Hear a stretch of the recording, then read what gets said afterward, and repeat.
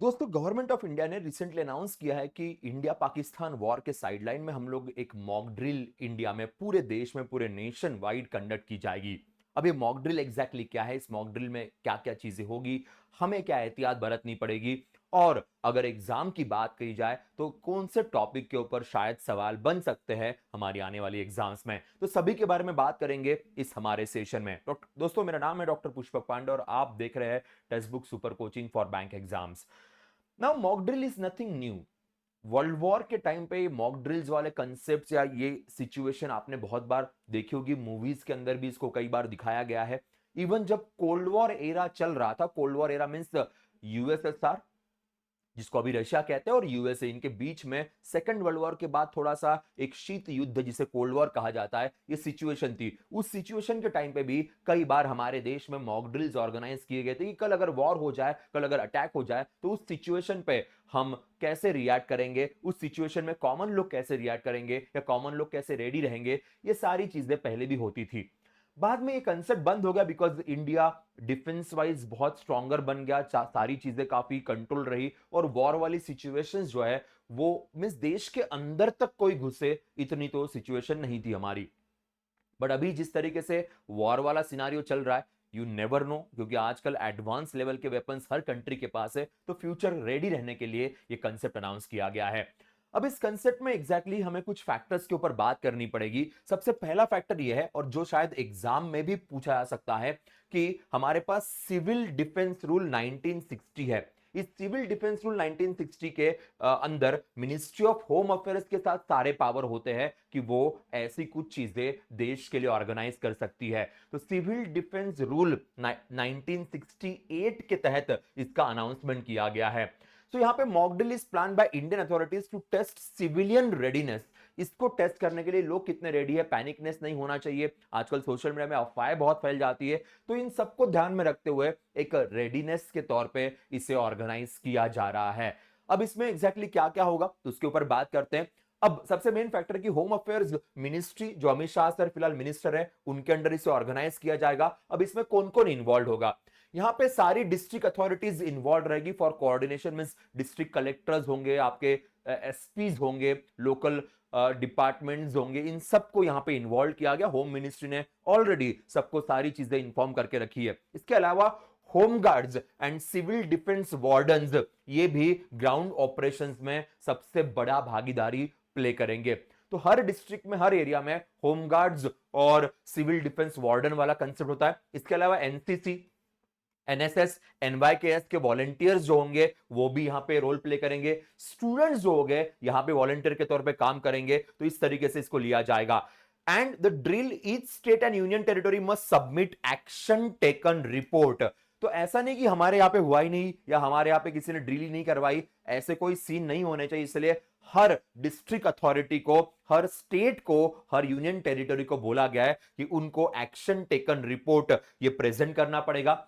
उस रिपोर्ट के द्वारा पता चलेगा कि क्या क्या इवेंट्स हुए, कहां पे गैप्स है, कहां पे और थोड़ी मेहनत करनी पड़ेगी, कहां पे और इश्यूज आ रहे हैं, ये चेक करने के लिए। कल सपोज वॉर वाली सिचुएशन आती है तो हमारे देश कंप्लीटली रेडी है कि नहीं है वो भी पता होना चाहिए। क्या प्रॉब्लम्स हम लोग फेस कर रहे हैं, अगर ऐसा कुछ होता है तो पैनिक सिचुएशन में लोग कैसे रिएक्ट करते हैं, पॉपुलेशन मैनेज होती है कि नहीं होती है, electricity, internet services, social media, इन सबको कैसे कंट्रोल में रखा जाए। तो ये गैप्स फाइंड आउट करके फ्यूचर रेडी रखने के लिए ये रिपोर्ट हमारे लिए बहुत हेल्पफुल रहेगा, जो हर स्टेट, यूनियन टेरिटरी और लोकल एडमिनिस्ट्रेशंस को प्रेजेंट करना है। Okay, now what will happen in the drill. अब इस ड्रिल में क्या होगा, जैसे मैंने कहा था कि यहां पे civil defence wardens, home guard, NCC cadets, national service scheme volunteers, Nehru Yuva Kendra Sangathanam के मेंबर्स, स्कूल और कॉलेजेस के स्टूडेंट्स, ये सारे यहां पे हेल्प करेंगे लोकल एडमिनिस्ट्रेशन को, पुलिस डिपार्टमेंट्स को इसे इंप्लीमेंट करने के लिए। अब क्या किया जाएगा।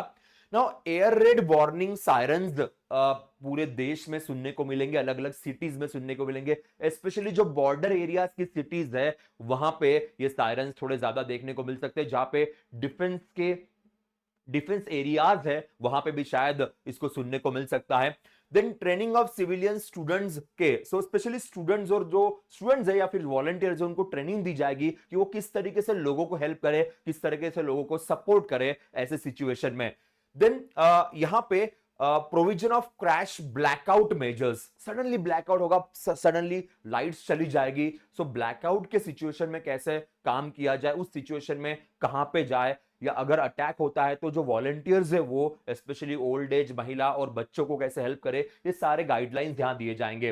Then provision for early camouflaging of vital plants and installation. अब जो बड़ी बड़ी इंस्टीट्यूशन है, बड़े बड़े जैसे थर्मल पावर प्लांट्स है, न्यूक्लियर पावर प्लांट्स है, बड़ी अथॉरिटीज है, बड़े फेमस इंस्टीट्यूशंस है, तो उनको कैमोफ्लाज करे, मींस कल अगर ऊपर से कोई प्लेन भी जाता है तो उनको दिखे ना कि एग्जैक्टली कहां पे थर्मल पावर प्लांट है, कहां पे नहीं है, तो उसे कैमोफ्लाज करना बहुत जरूरी होता है कि वो छुपा छुपा दिया जाए, क्योंकि ब्लैकआउट होगा और ब्लैकआउट के टाइम पे कैमोफ्लेज करते तो बिल्कुल भी दिखाई नहीं देगा कि एग्जैक्टली वहां पे कौन सी इंस्टीट्यूशन है और वहां पे क्या है। आप कहोगे सर आजकल तो मैपिंग वैपिंग भी होती है, but still this camouflaging will distract them, और प्रिसाइज जो होता है ना, एक आपको रॉकेट लॉन्च करना होगा प्रिसाइज लोकेशन पे, वो नहीं हो पाएगा, और इसीलिए सब कुछ है। और फिर evacuation plan and it's rehearsal, तो ये भी सारी चीजें होगी कि जैसे स्कूल कॉलेजेस बड़े बड़े मॉल्स है, वहां पे बहुत सारी पब्लिक होगी, तो वहां से इवैक्यूएशन कैसा किया जाए, उसके लिए क्या क्या एफर्ट्स लिए जाए, इसके लिए मॉक ड्रिल होगी।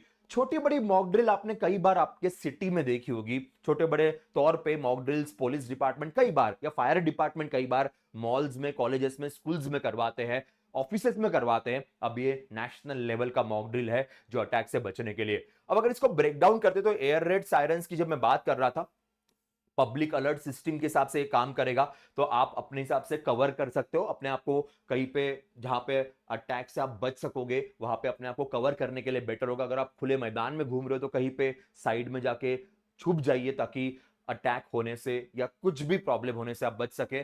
देन क्रैश ब्लैकडाउन, जैसे मैंने कहा था कि ब्लैकआउट सॉरी, सिटीज में switch off the visible lights to mimic the blackout conditions used during the wars. तो मैंने कहा था वर्ल्ड वॉर के टाइम पे ये होता था कि 1971 में कई बार यूज किया गया, कि स्पेशली तब वॉर बड़े चरम सीमा पे था।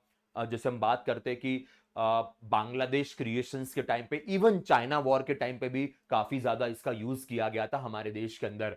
अगर हम बात करते हैं कैमोफ्लाज एक्सरसाइज, जिसकी मैंने बात की, पावर प्लांट्स, कम्युनिकेशन टावर्स, इन सबको हमें, या फिर मिलिट्री एरियाज, इन सबको कैमोफ्लाज करना बहुत जरूरी है, उसके लिए वैसे भी रेडी रहते हैं। देन इवैक्यूएशन ड्रिल्स, जो हाई रिस्क जोन्स है, मॉल्स है, स्कूल्स है, वहां पे इसे इंप्लीमेंट किया जाएगा। Then civilian training station, school colleges offices, ये तो बात हमने स्टार्टिंग में भी की थी, और वो ओवर द पीरियड चलेगा, ये बस एक दिन का ट्रेनिंग सेशन नहीं होगा, वो ओवर द पीरियड चलते रहेगा, अलग अलग जगह पे ये ट्रेनिंग प्रोवाइड की जाएगी ताकि इस सिचुएशन में हम सेफ रहे। अब सबसे बड़ी बात, कॉमन लोगों को किस चीज की तरफ ध्यान देना है, हम जैसे कॉमन लोगों को किस चीज की तरफ फोकस रखना है। सबसे बड़ी बात है कि हमें रूमर्स से बचना है। हमारे देश में रूमर्स बहुत तेजी से फैलते हैं, एंड न्यूज चैनल्स कई बार बहुत ही ज्यादा रूमर्स फैलाते हैं कि, सो इसीलिए उनका यह कहना है कि रूमर्स स्प्रेड करने से रुकिए, व्हाट्सएप यूनिवर्सिटी से रुकिए, खुद भी स्प्रेड मत कीजिए और किसी और भरोसा मत कीजिए। और सबसे मेन चीज, listen to radio and government channels for official updates. Government channels clearly mention किया गया है कि इन्हीं को सुनिए और रेडियो को ऊपर ही भरोसा कीजिए ताकि कोई दिक्कत ना हो, क्योंकि बाकी लोग मनगढ़ंत कहानियां कई बार बनाते हैं, तो उससे बचने के लिए ये दो चीजें बड़ी इंपॉर्टेंट होगी। Then do not panic if the power and internet goes down briefly. हमारे देश में अगर आज के डेट में इंटरनेट चला जाए तो पब्लिक बहुत ज्यादा पैनिक होती है, अलग लेवल पे रिएक्ट करती है, तो वो भी एक मेजर फैक्टर यहां पे रहेगा। Then keep basic supplies like water, medicine, flash lights ready, के ये होने चाहिए, कि ये फ्यूचर के लिए भी बड़ी इंपॉर्टेंट चीज है, सिर्फ मॉक ड्रिल के लिए नहीं, कि कुछ मेडिसिन, पानी का पानी या फिर कुछ खाने पीने की बेसिक चीजें और फ्लैश लाइट्स रेडी होने जरूरी है, रहने बहुत जरूरी है अगर फ्यूचर में ऐसा कुछ होता है। एंड सबसे मेन चीज, stay calm and follow the local instructions. अपना दिमाग हर जगह लगाने की जरूरत नहीं है, शांत बैठिए और जो आपको बताया जा रहा है एक्सपीरियंस लोगों से या जिनको ट्रेनिंग दी गई उन लोगों से, तो चुपचाप उनकी बातें फॉलो करो। हर जगह पे अपनी होशियारी मारने की जरूरत नहीं होती है, तो ये भी गवर्नमेंट ने कहा है। तो मिनिस्ट्री ऑफ होम अफेयर्स के सारे फैक्टर्स है जिनकी तरफ हमें ध्यान रखना पड़ेगा। तो 7 तारीख को ये मॉक ड्रिल्स हमें देखने को मिलेंगे, उम्मीद करते कि आप गवर्नमेंट को बहुत अच्छे से इसमें सपोर्ट करें। दोस्तों प्रिपरेशन की बात करें तो क्रेडिट ऑफिसर के इंटरव्यू गाइडेंस प्रोग्राम हमारा स्टार्ट हो गया है। इवन एसबीआई पीओ का भी इंटरव्यू गाइडेंस प्रोग्राम हम बहुत जल्दी स्टार्ट कर रहे हैं। और इस प्रोग्राम में एनरोल करने के लिए आप टेक्स्ट बुक सुपर कोचिंग के ऐप पे जाइएगा और सुपर कोचिंग में आपको ये बैचेस मिल जाएगी जिसमें आप एनरोल कर सकते हो। एनरोल करते हो फैकल्टी कूपन कोड यूज करने से आपको डिस्काउंट भारी मात्रा में यहां पे अवेलेबल होगा। इसके अलावा LIC AO की एग्जाम शायद हो सकती है, चांसेस काफी माने जा रहे हैं, तो इसलिए इसका एक नया बैच भी हमने स्टार्ट किया है जिसमें insurance awareness, financial awareness, marketing awareness और सारे सब्जेक्ट्स आपके साथ डिटेल में डिस्कस किए जाएंगे। तो इस बैच का भी आप पार्ट बन सकते हो। इस बैच की शुरुआत बहुत जल्दी हो रही है, इसमें एनरोल करना मत भूलिए। और सबसे मेन चीज, डेली करंट अफेयर्स का मेरा एक सेशन स्टार्ट होगा 9 तारीख से 9 मई से, और इस डेली करंट अफेयर्स ये हमारा ऐप पे रहेगा जिसमें हम डेली बेसिस पे सारे करंट अफेयर्स को डिटेल में पढ़ेंगे हमारे आने वाली एग्जाम्स के लिए। इन सब बैचेस में अगर आपको एनरोल करना है तो क्या किया जाए, तो वो भी मैं आपको बता देता हूं। तो जब आप हमारे वेबसाइट पे जाएंगे तो इसमें सुपर कोचिंग पे क्लिक करने के बाद बैंकिंग इंश्योरेंस ले लीजिए। बैंकिंग इंश्योरेंस में सुपर पैक आपको दिखाई देगा। इस सुपर पैक में अगर आप एनरोल करते हो तो सारी बैचेस आपको यहां पे मिल जाएगी, चाहे फिर LIC AO का बैच हो, इंटरव्यू बैच हो, या फिर करंट अफेयर्स, या फिर बाकी और भी एग्जाम्स की बैचेस हो। अब इसमें एनरोल करने के बाद सपोज यहां पे आपको 1958 दिख रहा है, तो यहां पे आप कूपन कोड यूज कर सकते हो। जा सॉरी, मैं कूपन कोड यूज कर देता हूं। कूपन कोड इस PUSHPA के, जिससे आपको भारी मात्रा में यहां पे डिस्काउंट भी अवेलेबल हो जाएगा। तो यहां से 1634 के अंदर ये बैच अवेलेबल होगी।